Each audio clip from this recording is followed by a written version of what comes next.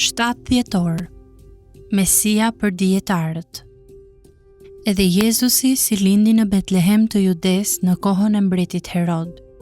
Ja dietar nga lindja erdhe në Jeruzalem duke thënë: Ku është mbreti i Judejve që ka lindur? Mateu 2:1-2. Ndryshe nga Luka, Mateu nuk na tregon për barin që vinë të vizitojnë Jezusin në Grasht.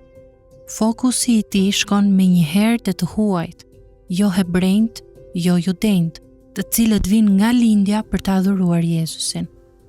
Prandaj Mateu e portretizon Jezusin në fillim dhe në fund të ungjillit të tij si një Mesia universal për të gjitha kombet, dhe jo thjesht për judejt.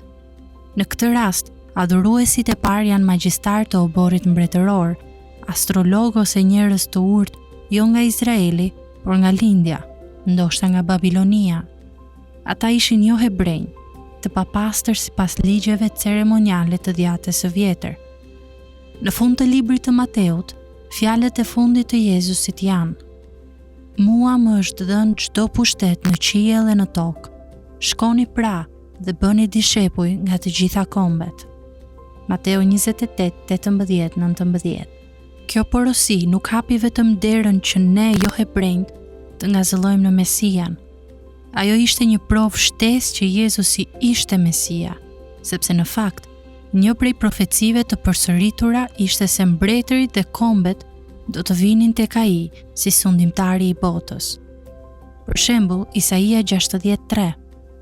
Kombet do të ecin në dritën tënde dhe mbretërit në shkëlqimin e daljes sate. Prandaj Mateu shton prova për identitetin mesianik të Jezusit dhe tregon se ai është Mesia, një mbret dhe plotësues i premtimeve për të gjitha kombet, jo vetëm për Izraelin.